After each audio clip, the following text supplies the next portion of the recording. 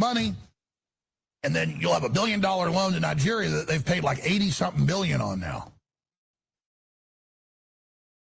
It's the same model. It's parasitic. It's hyper-predatory. And Trump says this isn't good for business. It's not good for humanity. It's not good for anybody. Elon Musk points out that we are already bankrupt unless we have massive innovation and growth and grow our way out of it.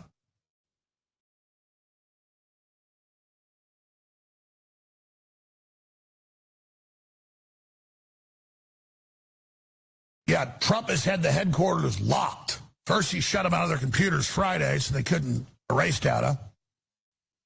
Now Musk has his army of people literally physically taking it over. Already did. And they got federal security guards there and just saying, sorry, none of you are allowed in here. It's a crime scene. We've had a bureaucratic globalist NGO coup for decades that's been dividing America and balkanizing us and destroying us and flooding our borders. And now we elected Trump to go seize control of the government from the bureaucrats and to fix it.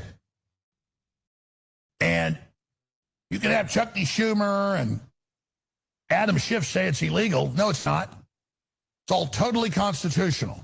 Remember, they said deporting illegals is illegal, and that illegals aren't illegal, and that two men can have a baby, and that a fetus isn't a human, but a man can be a woman. So Trump's policies are 170 degrees different from the globalist. There's a few things it's still the same. But it is almost a 180 difference. But they put giant put options, the BlackRock consortiums, Saturday evening after Trump announced that his tariffs would go in Monday. They put huge put options to crash the market in the next few months. And now they've got the corporate media saying it's over, it's terrible, everything's going to fall apart, Trump's going to doom us. So people believe that. And then you'll have the big BlackRock consortium that controls 80+% of world assets and stock equity. They're going to try to do a big crash. China was working with them, did that DeepSeek thing 8 days ago.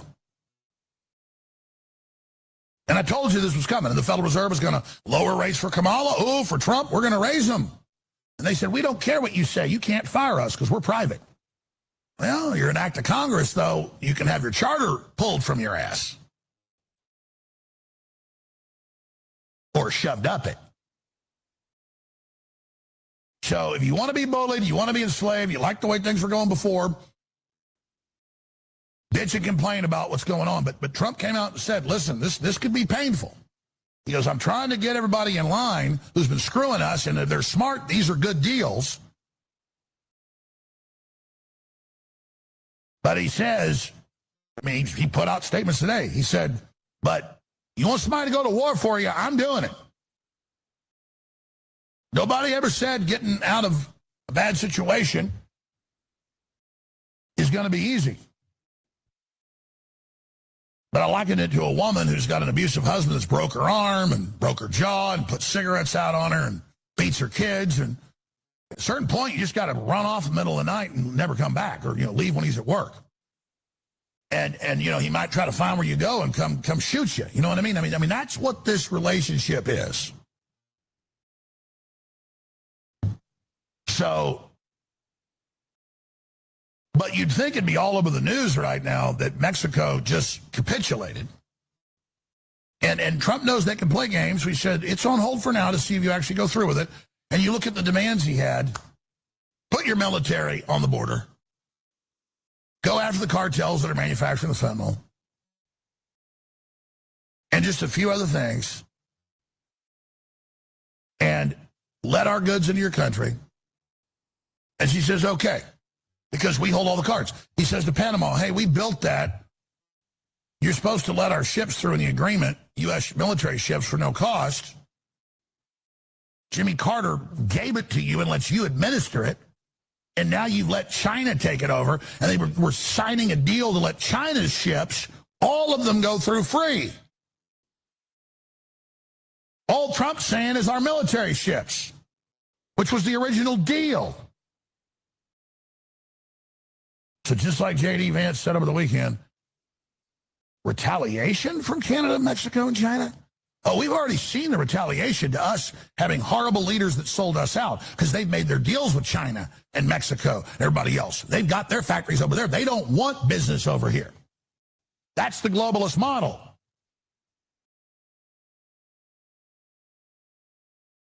Trump's done a lot more, too. South Africa's going the way of Rhodesia, which then, of course, got its name changed. And first they took the white farmers' land, and then they killed them. Zimbabwe. And it's getting really bad in South Africa. And so Trump said, well, I'm going to put sanctions on your ass to their communist government. Their president literally gets up and says, kill all the white people. Well, there ain't many white people left there. And so Trump just said, nope, we're not putting up with that. And again, the globalist left went in there, set it all up, exploited it, destroyed the system that was there. That we're not defending apartheid, either was Trump. But then you put a communist state in where the whole thing collapses, but the globalists have their military camps and their diamond mines, and then none of the society gets any of the money, only the globalists. The globalists want warlords in charge.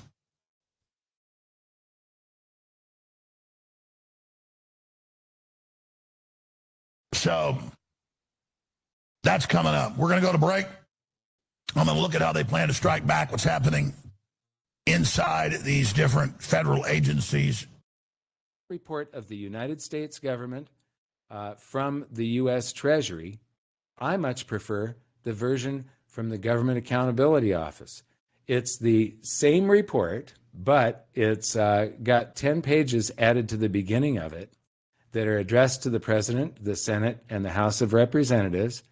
And it says things like that to operate effectively and efficiently as possible, Congress and the administration and federal managers must have ready access to reliable and complete financial and performance information. And then it says down here that certain material weaknesses in internal control over financial reporting and other limitations resulted in conditions that prevented us from expressing an opinion. They can't give an opinion on this consolidated financial statement because their accounting is so screwed up. The government accounting is so screwed up that the Government Accountability Office, the office that audits the Treasury and the rest of the government, the Congressional Budget Office, the CBO, and the Treasury, they are saying that this is so screwed up that they can't give an opinion on it. They say that progress has been made, but it also underscores that much work remains to improve federal financial management, and the federal government continues to face an unsustainable long-term fiscal path. Well, guess what? I used to download these every year until I became tired of it in like 2012. But the first one I downloaded was 2003, and this wording hasn't changed since then. It may have changed a tiny little bit, but it's basically the exact same as it's basically the same as it was back then. But I want to scroll down so you'll see that this is the same report with their 10-page letter attached to the front of it. And then I want to go to, they've got a table here that's a snapshot of the current, here it is, the nation by the numbers, and a snapshot of the government's financial position and condition. So they've got 2018 and 2019. We don't have 2020 numbers and won't have until after our fiscal year. But they've got net costs, net operating costs, budget, assets, and those are loans, property, plant, equipment, other. So total assets comes to $4 trillion. We're going to round that. $3 trillion, $99 billion, $4 trillion. less liabilities comprised of debt held by the public and accrued interest. And so that's that, the federal debt held by the public. Then they've got federal employees and veterans benefits of $8.5 trillion. Did you see that in any of the other places of that isn't Social Security. That's not the other things that were in the intergovernmental transfers. This is federal employees and VA benefits that we owe $8.5 trillion of as a liability, and it wasn't accounted for anywhere in those Federal Reserve charts or anywhere else that we've seen it. So you've got total liabilities of $27 trillion again, and our net position then, when you deduct the $4 trillion, you come out at $23 trillion upside down. So the government is essentially bankrupt and in the hole by $4 trillion. We are completely upside down by that amount, according to this report. But there are others, which I'll show you in a minute. So this, I believe, because there's a footnote here that says to prevent the debt to GDP from rising over the next 75 years, a combination of so 75 years, I believe these numbers, if you notice, this is measured in the trillions. This one was measured in the billions. So we're talking about almost $60 trillion Social Security expenditures, almost $50 trillion non-interest net expenditures. And so this is some of the unfunded liabilities that they're referring to here, where we've said, we're going to give you this. We have no idea how we're going to pay for it, but we're going to give it to you in the future. Moving on to, okay, this is the same report again. I don't need to go through this. I'm just going to close that tab. I guess I had all of these open to different pages, and I closed my browser and reloaded it. So I'm not, okay, so here's the Secretary of the Treasury. Nice picture. And then we get a completely different accounting. This one shows that instead of being $4 trillion underwater, the Treasury's accounting in this report shows that we're worth $500 billion, but still the claims against the United States. Remember, there was $7 trillion of foreign claims against the United States, and we're only worth $500 billion. We're bankrupt. Here we go. So this is page 32 of the document. It's got total assets of 25.6 trillion instead of 4 trillion, total liabilities of 25.125 trillion as of 2019. How do they get these liabilities? Because if you look at 2019, this is more than 2 trillion. There's $2 trillion missing from the national debt in 2019 that is part of these liabilities, and I have no idea where that is. But this basically says we're worth $500 billion, our total net position of the U.S. government. This is our net the federal outlays as a percentage of gross domestic product. So what we're talking about is how much the government spends. Forget about the budget that they create. What do they spend by the end of the year? And what you see here is that, back in 1929, they were spending 2.99% of GDP. The federal government spent 2.99% of GDP on us. And we just had the roaring 20s with them spending less than 3% on us.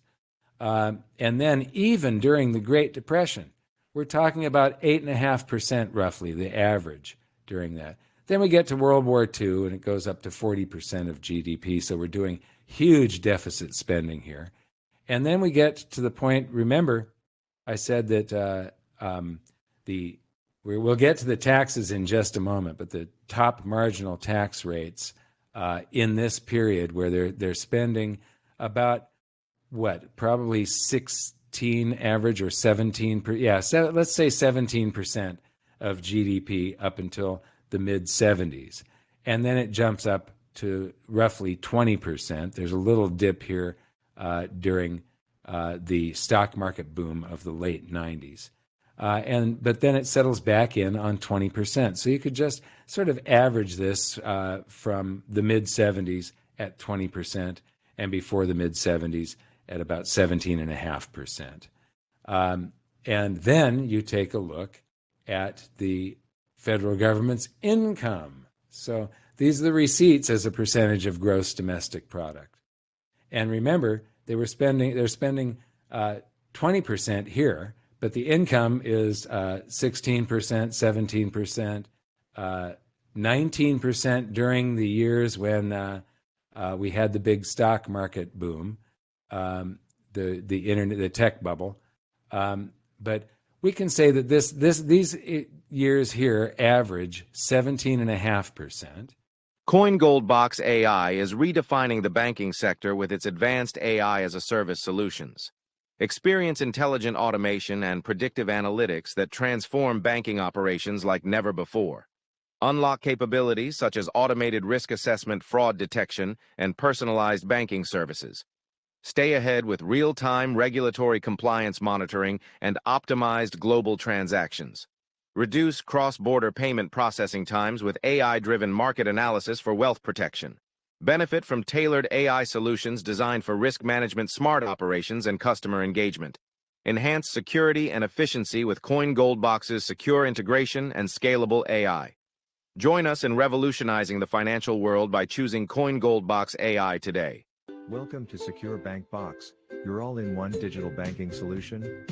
Transform your financial operations with a suite of innovative tools designed to streamline processes, enhance security, and unlock new opportunities for growth. Our SecureBankBox credit suite is a game changer, offering advanced data tokenization and compliance tools. It's not just banking, it's banking elevated. Ready to turn your data into value? Our cutting-edge platform ensures your financial ecosystem is future-proof, from seamless loan implementations to efficient licensing procedures. And the best part? Expert support is just a call away. Need help with implementation? We've got you covered. Credit Suite implementation.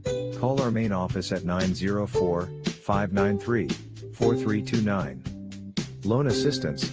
Contact the underwriting department at 904-569-7742. MWR Path to Home Ownership Platform. Reach the Bajeel Bay office at 561-873-2125 extension 101. Licensing support. For FNA/BNA SecureBankBox procedures, dial our corporate office at 904-539-3714. Precious metals acquisition. Contact the Diversity Trust main office at 561-873-2145. And don't forget about SecureLogi Token, SLTR blockchain-based solution for logistics disruptions. It's your key to cross-border functionality, incentivized participation, and unparalleled compliance features.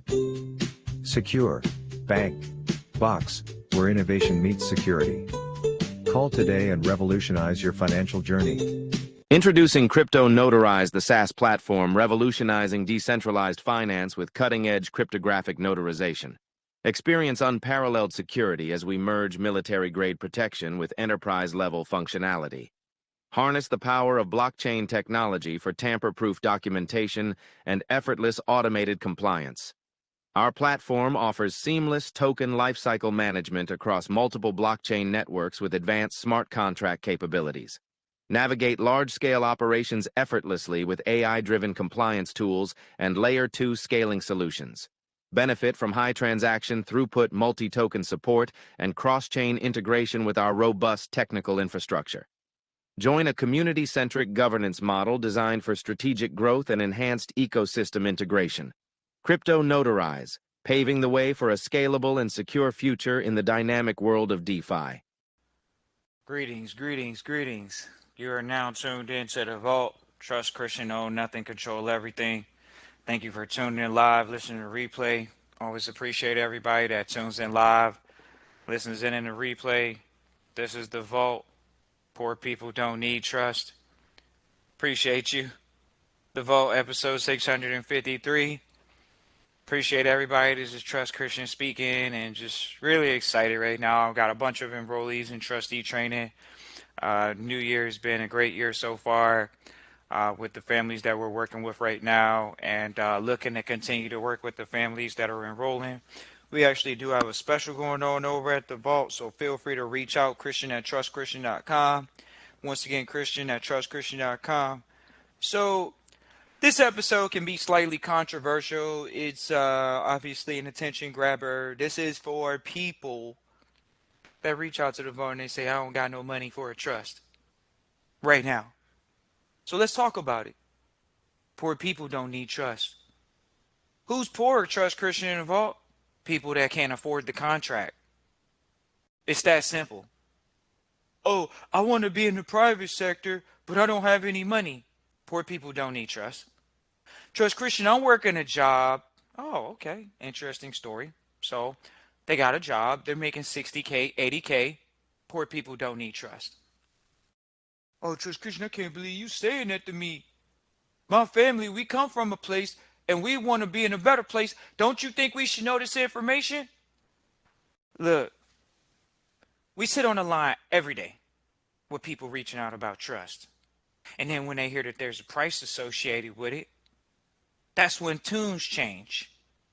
But in all actuality, if you're building a business, if you're going to do something great, shouldn't you be in trusteeship where you have to protect your assets, where you have to protect the intellectual property, where you have to protect copyrights, where you have to protect yourself?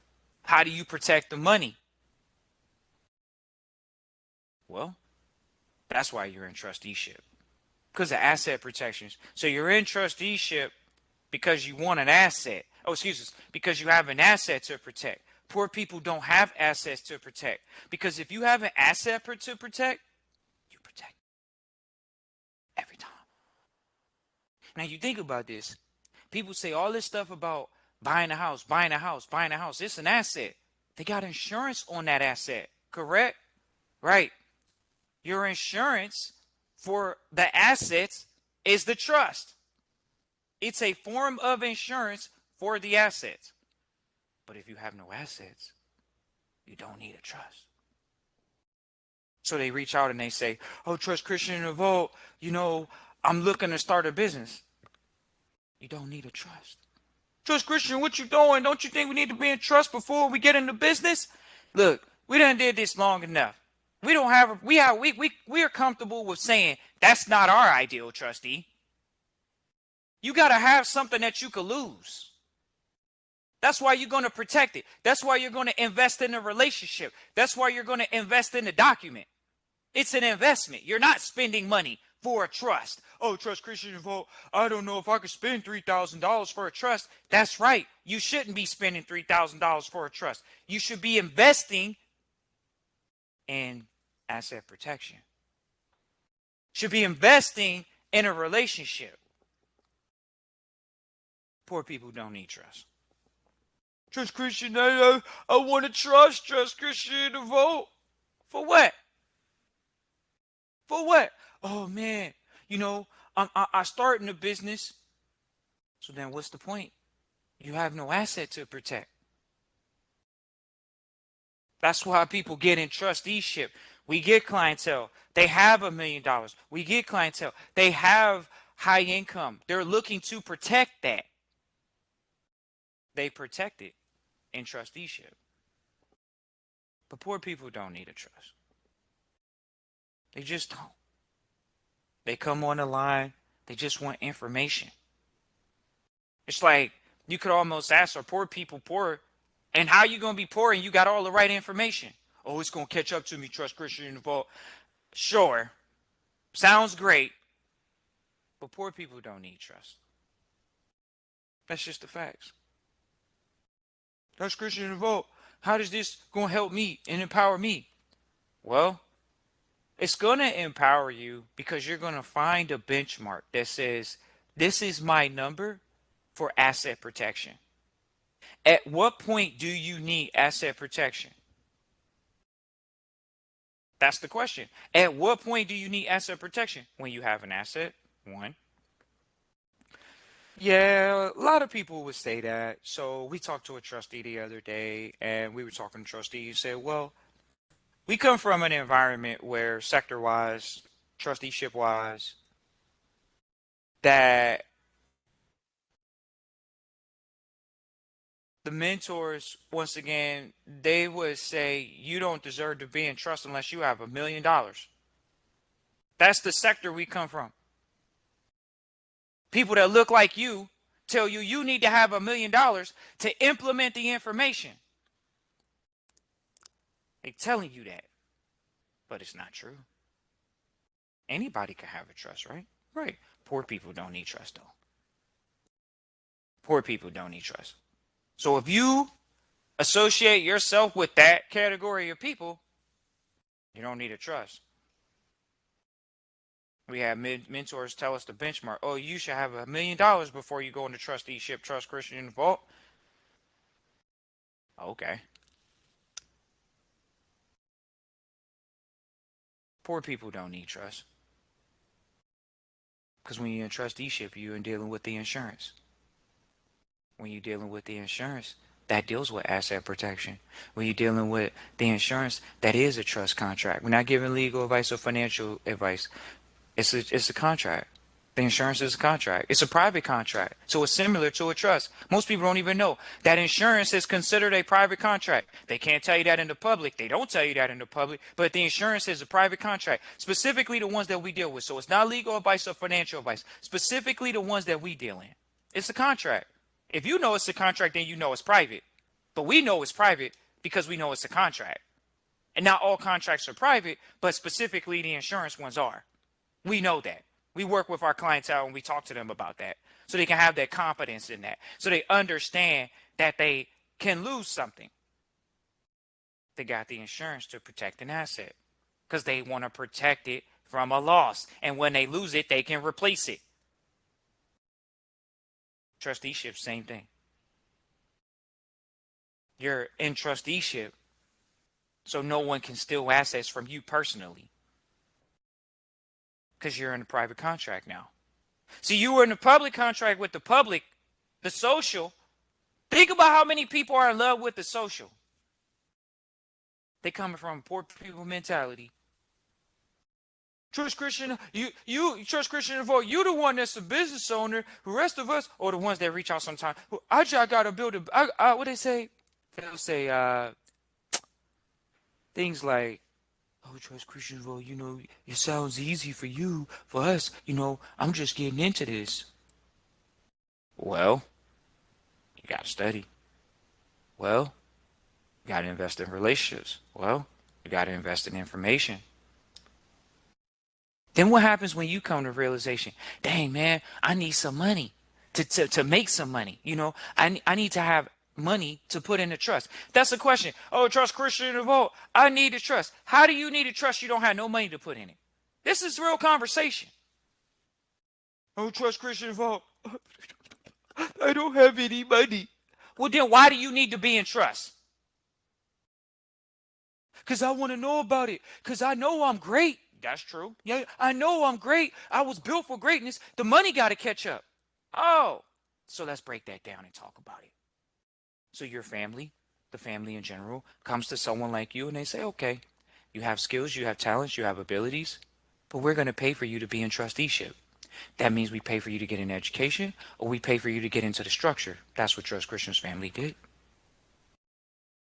That's what happens. You get a sponsor, quote unquote. Ain't that what they do in business deals? Get a sponsor, get a JV. Somebody that says, you know what? They don't feel bad for you, but they have a level of caring and compassion. They trust Christian in the vote. Why are you going to do the episode if poor people don't need a trust? Because we letting y'all know. If you really knew what you needed to know, you need the trust, not poor people. Poor people don't need trust. But if you know, deep down inside, I am going to pass along an asset, and I don't want it to go through probate. I don't want to give a probate attorney 15% of my family, of my wealth that you already was taxed on in your life. Let's talk about it. Oh, Trust Christian about the lawyer. They told the accountant they told me to get a will. I put a will in place, but my family, they didn't get the money right away. They passed on, so they don't know that their family didn't get the money right away, but we read stories every day. Oh, George Christian, the lawyer played around with my money. Here we go. Let's break it down for y'all. Y'all want to talk that, right? Poor people don't need trust. Y'all want to know why poor people don't need trust? Because they're not educated. They're not going to invest. So here we go. We got a family. Family's over 10 people. Right now, it's over 10 people. Y'all don't even want to know. It's actually over 40 people that are the beneficiaries of a family trust. But because their family they did not set up the trust properly, guess what they did? They made the judge for the local area the trustee. Let's talk that. So let's talk now. Oh man, Trust Christian Vote. We got a conflict of interest managing our family estate. That's called poor people. Why? That's called the conflict of interest. They got a judge. They got a state attorney managing their family estate. Guess what? They're not benefiting from it right now. That's why they came to the vault. Because their family estate is in shambles. It was left improperly, and now they got a conflict of interest that won't even do their job because it's a conflict of interest. Poor people don't need trust. Why? Because as soon as they got on the line with Trust Christian the Vault and we said fire the lawyer, they didn't do it. Guess what they still doing? Sitting around, wondering, maybe complaining that they think that the lawyer is doing them wrong. The lawyer is the judge. We made them aware it's a conflict of interest. Move on. Not tomorrow. Today.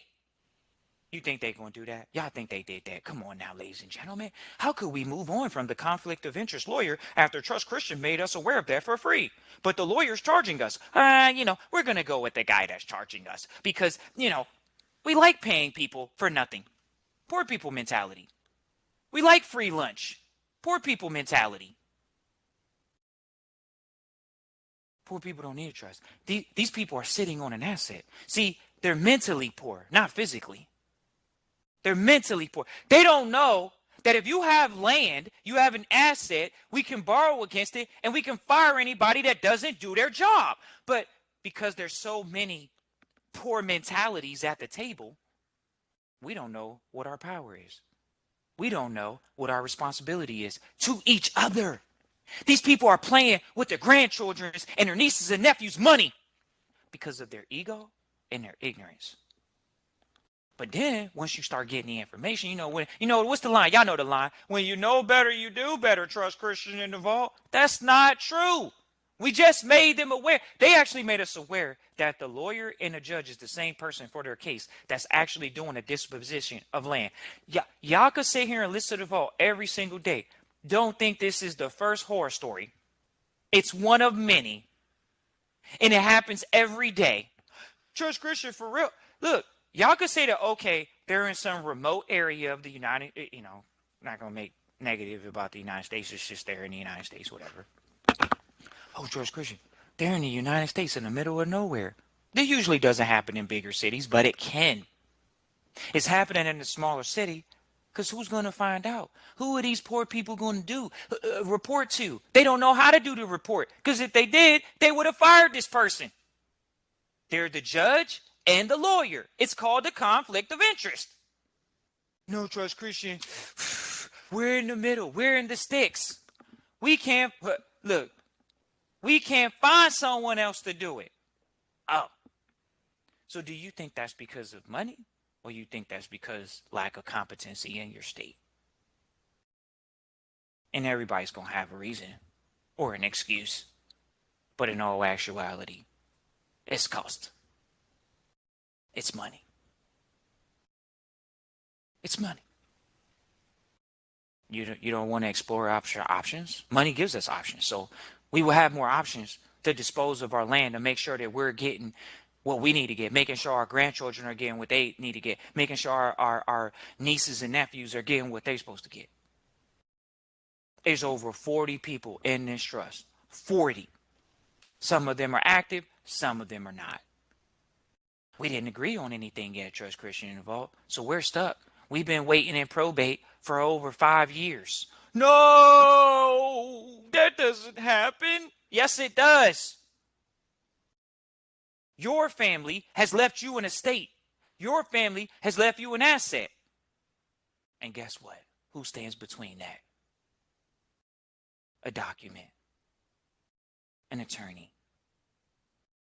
Because people didn't do the prerequisite study, homework, research, and development. So they came to the vault. Said, all right, Trust Christian, we need to get this squared away. What can we do? First thing we need to do is fire the lawyer, because that's just the way it is. We also need to find competent counsel in the local area. Simple as that. We got to find local talent. We got to find competency in the state. If this gets ugly, we could take it to a state attorney general. These people don't even understand how powerful they are. There's no way you're going to have land and we're not going to go to the attorney general. I didn't know that. I didn't know I could do that, Trust Christian in the Vault. Yeah, because you got to invest in the information. Otherwise, poor people don't need trust. That's what you're doing. You're investing in how to protect your assets. You're investing in that when you enroll in trustee training. So if you want to enroll in trustee training with Trust Christian in the Vault, consultations, Christian@trustchristian.com. Once again, that's Christian@trustchristian.com. We got to give it to people straight up. We sit in the rooms with the families. So we don't need to be the friendlies. Because we're not their friends. We're their consultants, their consigliers. We care about their family estate. We're not here to savage it and take tons of capital out of it. If you're here for generational wealth and passing along wealth from one generation to the next, listen to this. The vault does not take more than 2% of the net worth of the estate. When you go to an attorney, go ask them, how much are they going to take out of the estate for the will? How much are fees for the will? They equal more than 2%.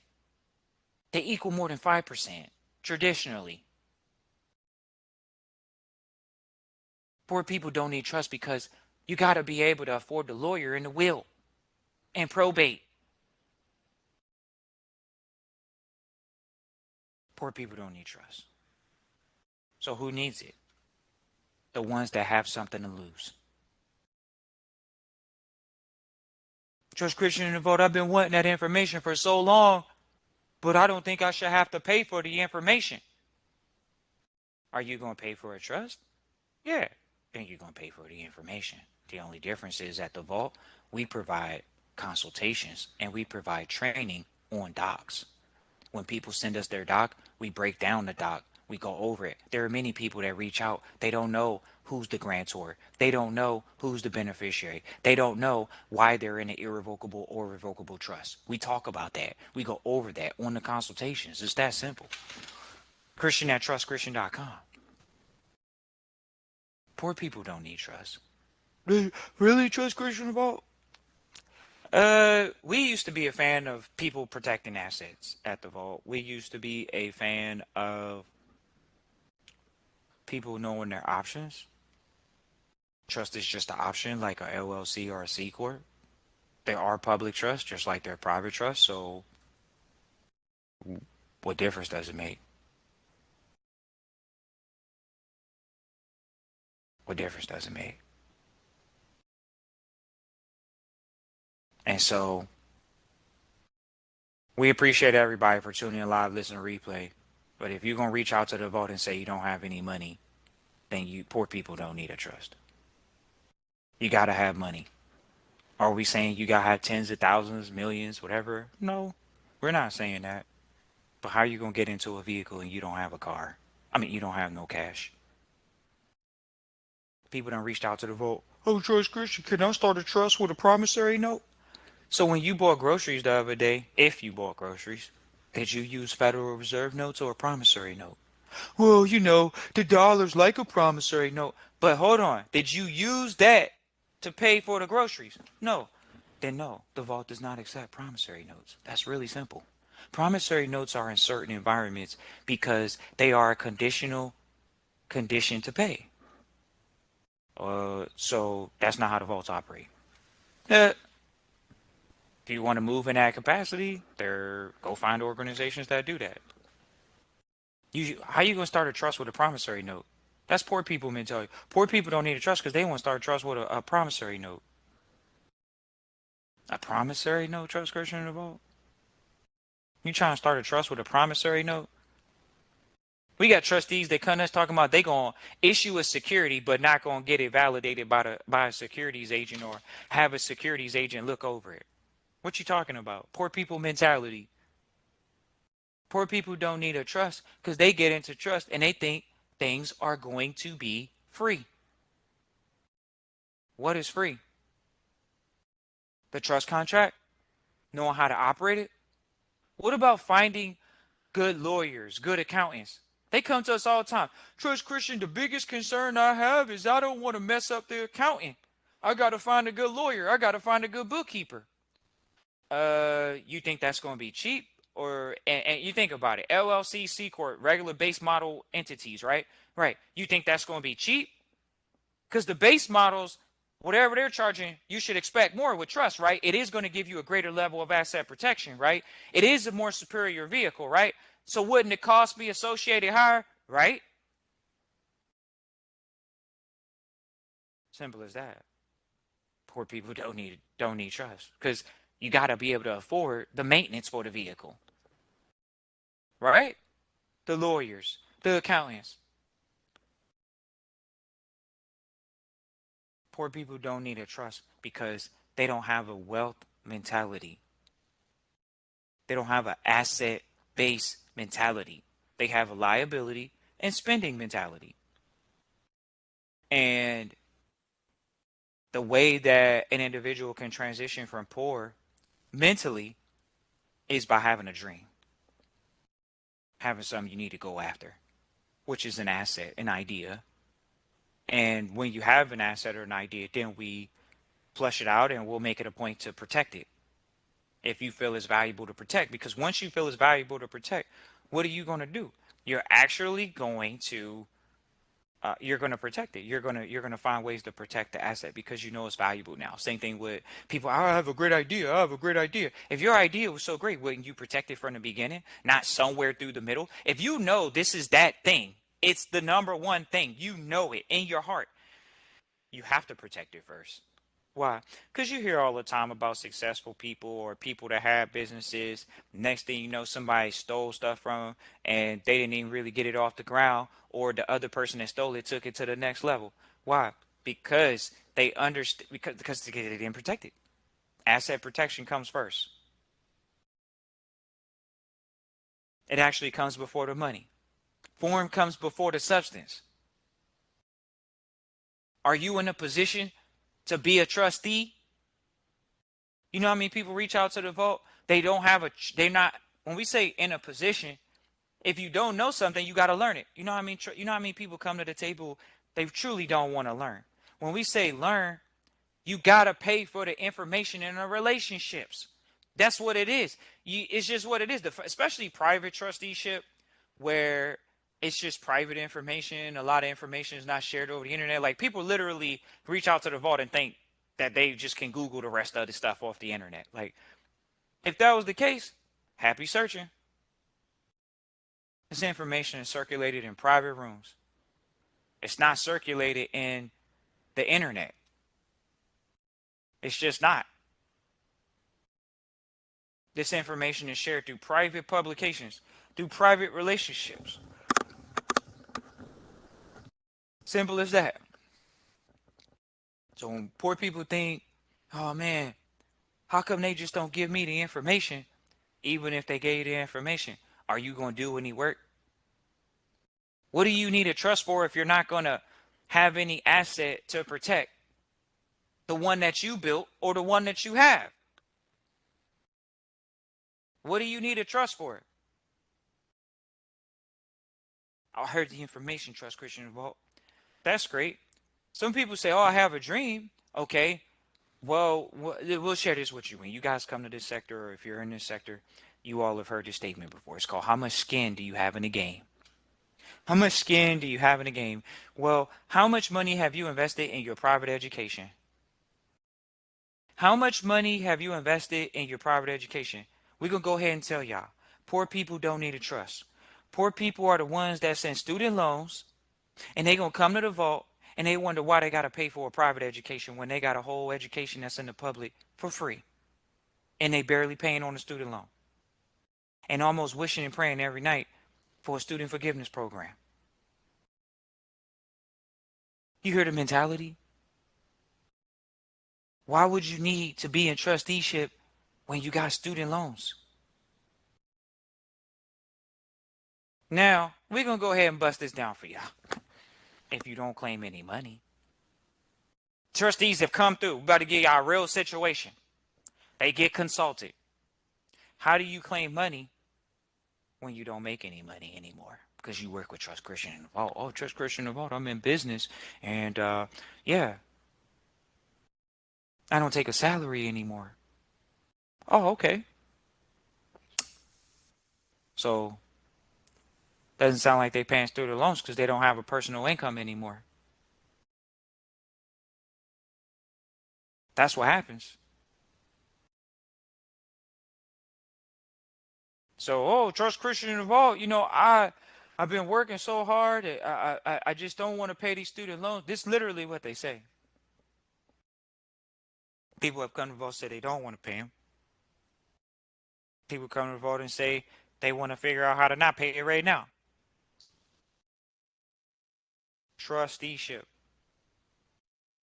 Poor people don't need a trust. Why? It's the mentality. It's just the mentality.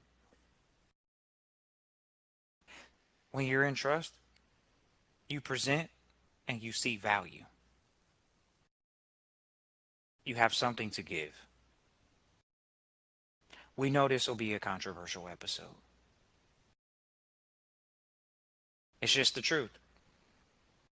How are you going to get something if you don't have anything to give? Now, if only they knew they have something already themselves. You're the first asset to protect in trusteeship. Your family is going to protect you in trusteeship. That's the way it works. They protect you in trusteeship. Why? Because they don't let you go out into the public and get naked. They say, hey, family and states go open up an entity. Go do business that way. Really? Yep. It's that simple. So it's a mindset. It's a mindset. We'll change it to broke people. It's like, what difference does it make? So broke means like, oh, I'm temporary for right now. It's like, well, temporary is that's mental again. So they know that they can make a lot of money. They know that they can generate capital. They know they have a dream inside of them. Okay. So then why would you go to trusteeship and say you have no money? Why would you go to trusteeship and not try to earn your keep or work through trusteeship and figure it out if you know it so much? If you know that it's the greatest thing since sliced bread, if you know the private sector is valuable, if you know those things, wouldn't you just figure it out?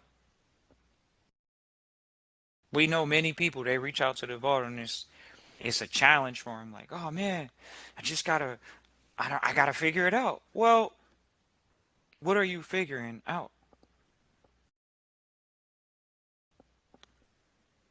That you need a trust still? If you're not poor or you're not broke mentality, then you have an asset to protect, correct? Then there's nothing else to think about. The only thing is, there's so many different types of trust.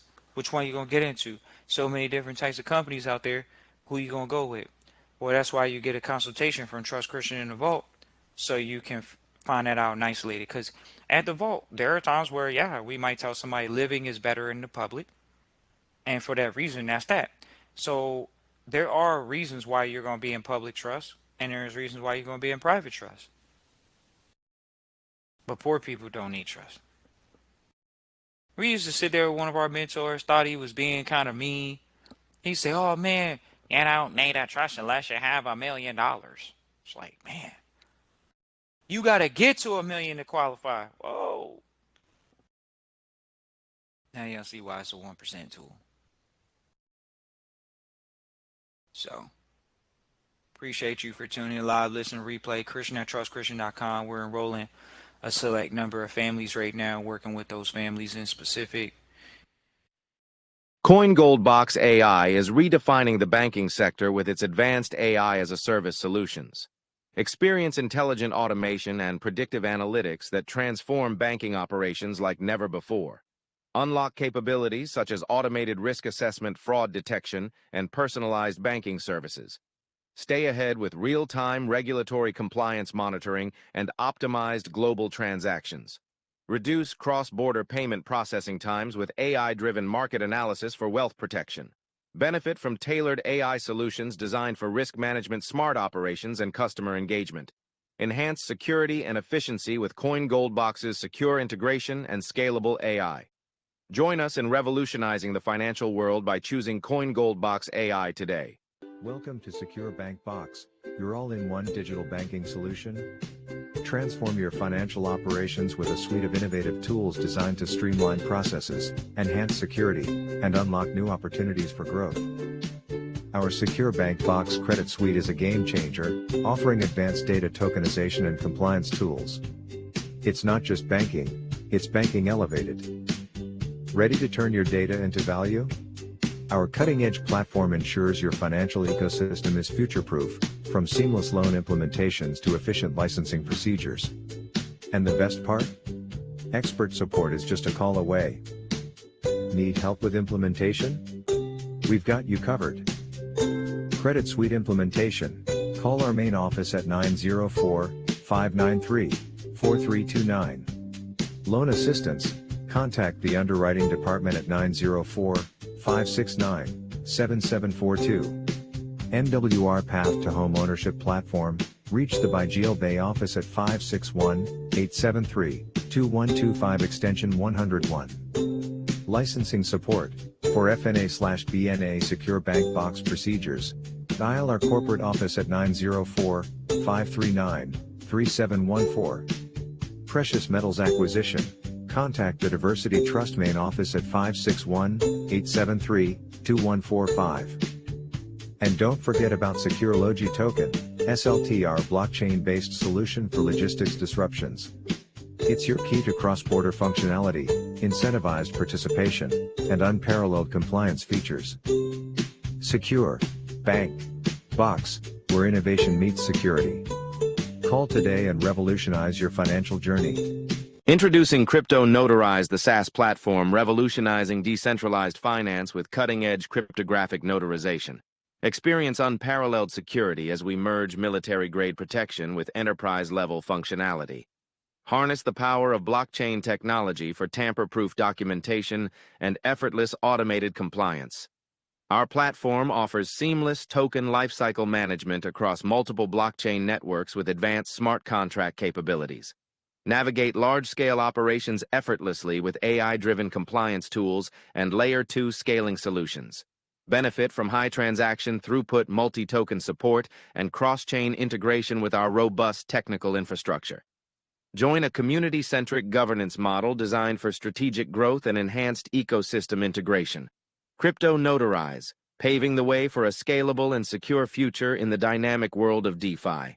A little over a week into Donald Trump's presidency, and he has hit the ground running, already checking a lot of boxes he promised within the first few days.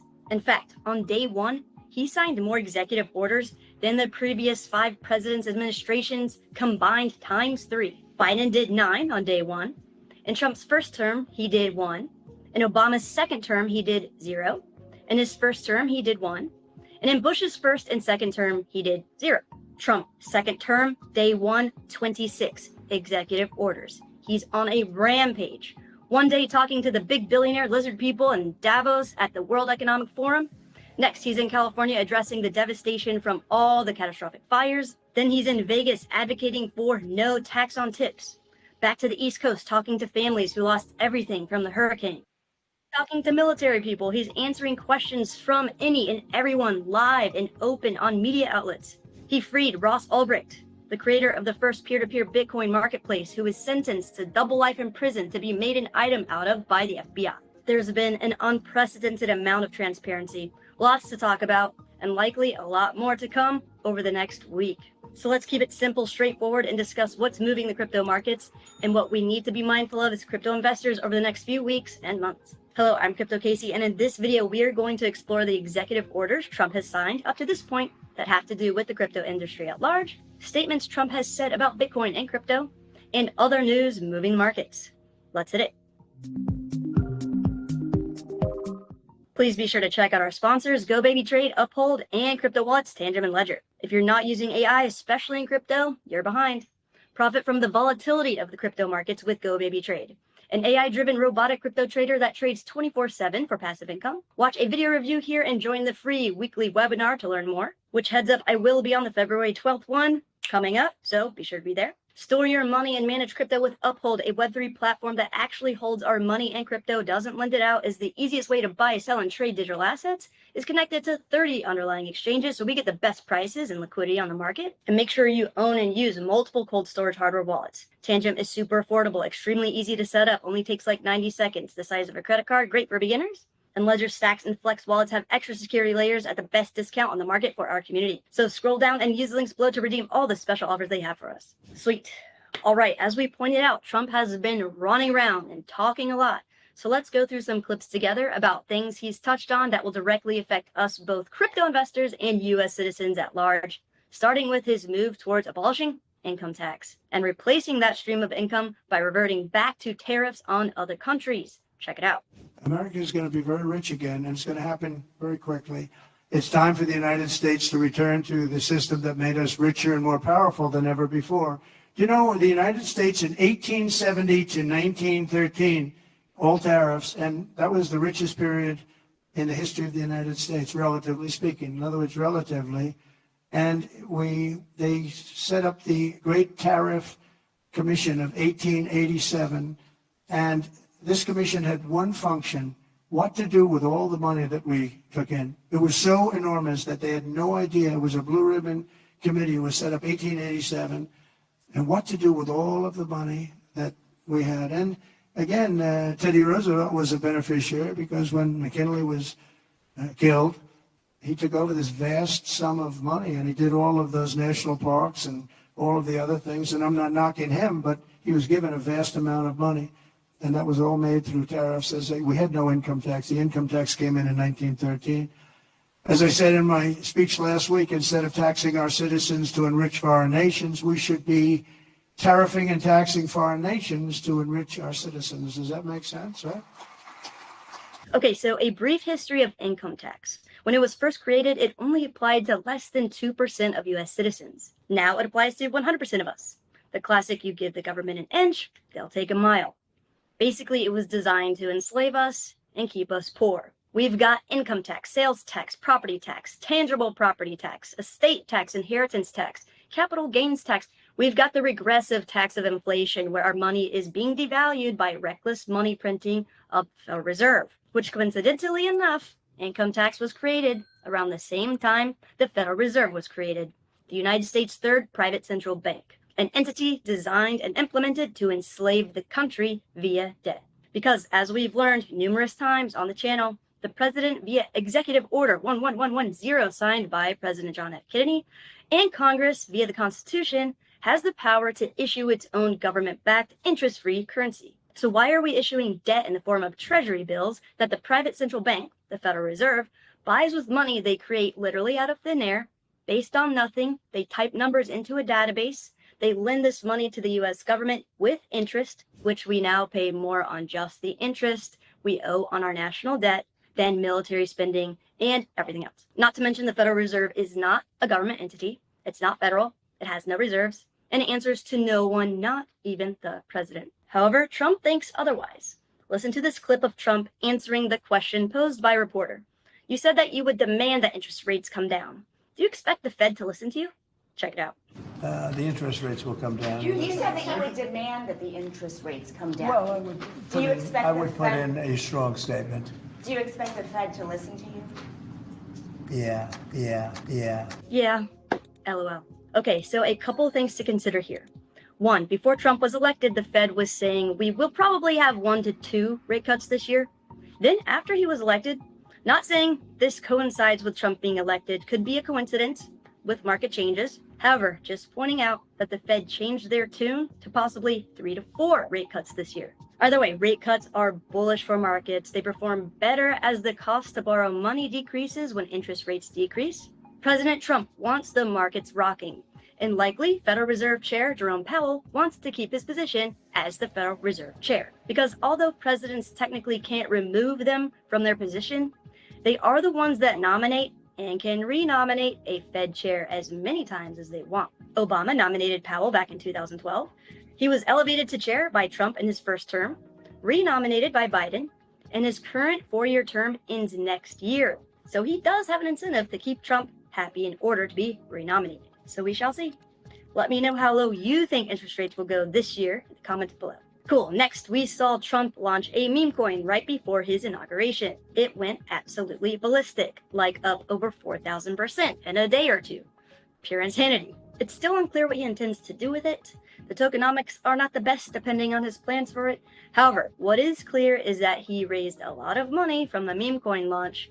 And with this bit of recent news, and a significant development for the U.S. cryptocurrency sector, Eric Trump, son of U.S. President Donald Trump, has confirmed, according to The Street, that domestic crypto projects, including XRP and HBAR, are set to enjoy a substantial tax benefit. Under the proposed policy, these U.S.-based projects will be exempt from capital gains tax, providing a stark contrast to non-U.S. projects, which will face a 30% tax on their gains. This move is anticipated to spur innovation within the American crypto landscape by making it more financially attractive to invest in or develop US-based cryptocurrencies. Okay, so 2 things to note here besides the obvious that was stated in the article. 1, considering all the money Trump raised in a short period of time from his US-based meme coin, he is extremely incentivized to make US-based cryptos exempt from capital gains. And 2, there is something sinister going on with Ripple. We will break down together in another video this week. So make sure to like, subscribe, and hit the bell notification so you know when it drops. So without losing sight of this video, Ripple seems to be the reason why Trump announced the creation of a digital asset stockpile instead of a strategic Bitcoin reserve. Pierre Richard, who was actually just selected by Trump to become the Inspector General for digital assets, sums the Ripple Bitcoin situation up nicely in this tweet. The biggest obstacle for the strategic Bitcoin reserve is not the Fed, Treasury, banks, or Elizabeth Warren. It's Ripple XRP. They are aggressively lobbying against the strategic Bitcoin reserve by throwing around millions at politicians, desperately trying to derail it. They did the same to attack Bitcoin mining under the Biden administration. Obviously, they want to protect their marketing narratives and push for CBDCs built on their platform. Okay, again, we will do a deep dive on that drama in another upcoming video this week, so subscribe and click the bell notification. Without commenting on whether or not we should buy, sell, trade, hold XRP, or what will happen to the price, there are 3 things to keep in mind. 1, Ripple is a centralized digital currency that was actually created by the cartel of private central banks with the intention of becoming the infrastructure and rails for a central bank digital currency. This was the intention all along. Super old news if you've been in crypto for a while, even though it's not super obvious because they hide those intentions well. 2, this week Trump signed an executive order banning the establishment, issuance, circulation, and use of a CBDC within the jurisdiction of the United States. Extremely bullish, the best ever, avoided one of the most heinous crimes against humanity. And to understand why, check out this video about CBDCs, central bank digital currencies, by clicking on the link above. And 3, Pierre Richard, who has been super vocal about this situation, is now the appointed Inspector General for Digital Assets. Which means we have avoided a CBDC for now. A Bitcoin strategic reserve will be established at some point. Although looking at the prediction markets on Polymarket, people have went from thinking there is a 59% chance of Trump creating a Bitcoin reserve in the first 100 days last week, all the way down to 15% at the time of this video. Personally, Trump's been in office almost 2 weeks. A ton of bullish things were announced and in the works now. My random wild guess is we get a strategic Bitcoin reserve within his first 100 days in office. Because just in, Senator Cynthia Lummis, who is nominated to lead a new subcommittee on digital assets, just revealed a bold proposal to establish a strategic Bitcoin reserve for the US, featuring a yearly purchase of 200,000 Bitcoin over the next 5 years. Yeah, I think we're going to get it sooner than we think. Let me know what you think in the comments below. Great. Next, another huge win for crypto that was largely overlooked was the reversal of SAB 121. What is SAB 121? SAB is an acronym that stands for Staff Accounting Bulletin, and these are basically summaries written by the SEC or Securities and Exchange Commission staff about views they have about a wide range of topics like accounting and financial reporting, revenue recognition practices, disclosures about certain financial instruments, etc. And the number 121 is just an identifier, as there are multiple staff accounting bulletins that are released by the SEC staff. So SAB 121 is an accounting policy that prevents financial institutions from holding crypto or being crypto custodians. Last May of 2024, US is a pretty rare event, demonstrating how ridiculous and egregious the policy is, especially considering the amount of bipartisan agreement there was about repealing the policy. However, there wasn't enough unanimous support to push the bill through without hitting Biden's desk for a final decision, and of course he vetoed it. Just this week, Trump repealed it, which means now banks can custody Bitcoin, hold customers' crypto on their balance sheets. All of this is a huge game changer for digital assets, unlocking tons of money to flow into our industry, allowing for seamless transactions and a lot of investment potential in the space. This, among other things that have happened and are in the works, is yet another nail in the coffin for Operation Choke Point 2.0, which was the government and Fed's mission to cut people off from being able to access crypto markets through the traditional banking system, a form of capital controls to prevent US dollars from exiting their corrupt, rigged, failing system to keep us all enslaved, indebted to them, and poor. The repeal of SAB 121 is extremely bullish.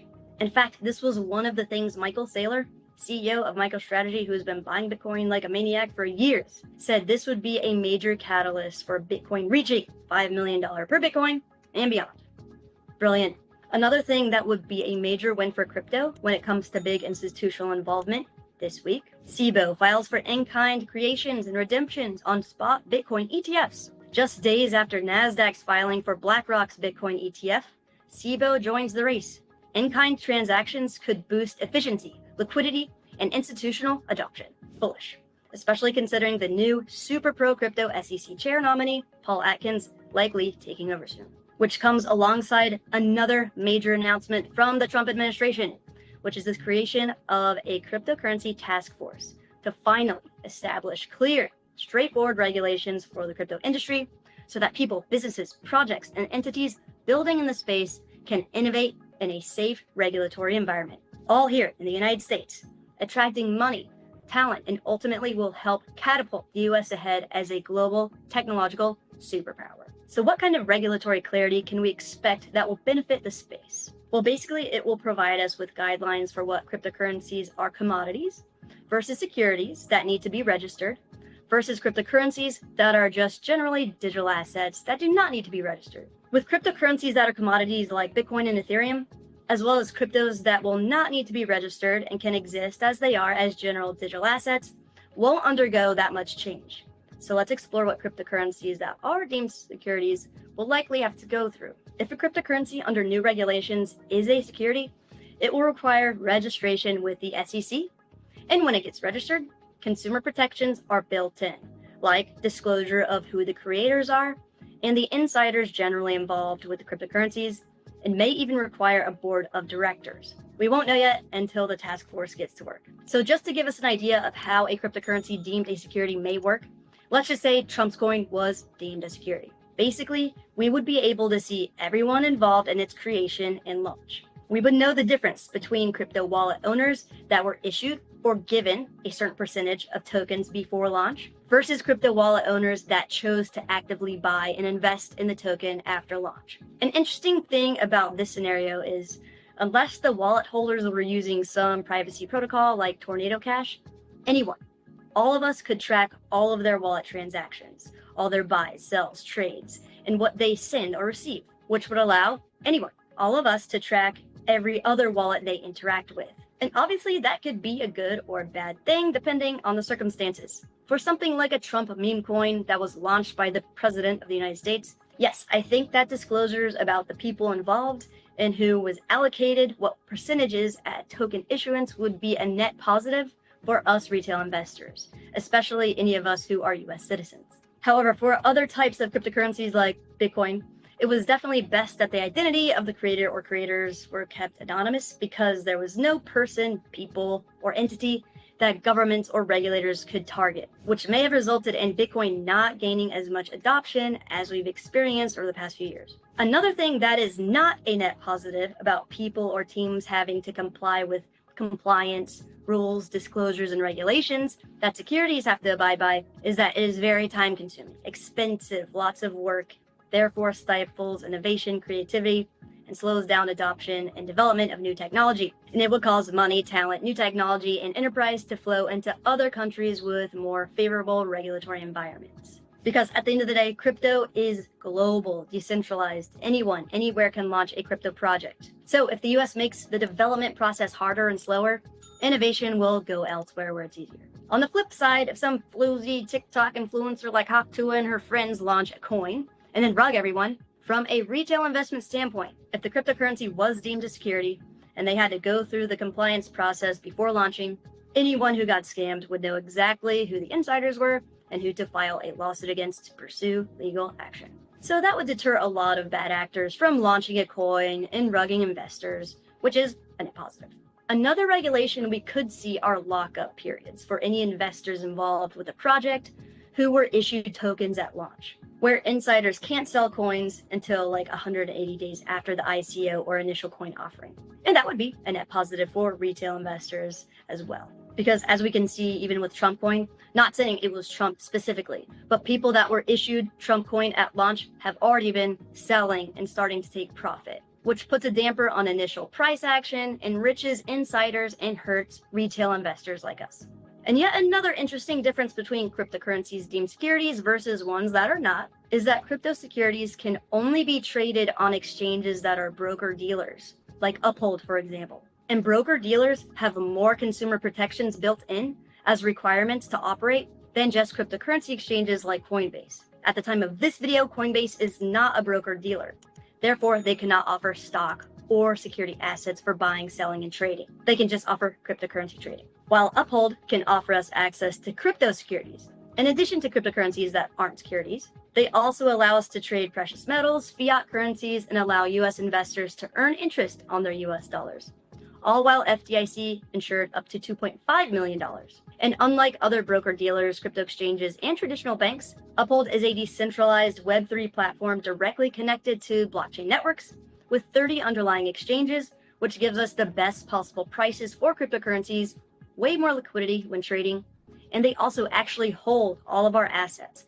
Everything is there, completely backed. Meanwhile, our money in our bank accounts and cryptos in our crypto exchange accounts are lent out and leveraged. So a key difference to keep in mind with broker-dealers versus crypto exchanges is broker-dealers have limits on how much they can lend out against assets in our accounts, while crypto exchanges can lend out funds we keep on the exchange multiple times, over and over and over again. So there is a lot more risk involved when we choose to leave crypto on crypto exchanges, and even in our traditional bank accounts. So opt out of the current rigged, corrupt traditional financial system now by entering the next generation of finance. Open an Uphold account that's completely free to use, only takes like 90 seconds to set up, and provides us with a way safer, better option for storing US dollars than banks and managing crypto than exchanges. And completely own and control your Bitcoin, altcoins, and digital assets for the long term by using multiple hardware wallets. Tangent is super affordable, extremely easy to set up, takes 90 seconds, great for beginners, and Ledger Stacks and Flex wallets have extra security layers, and our community gets the best discounts on the market using the links below.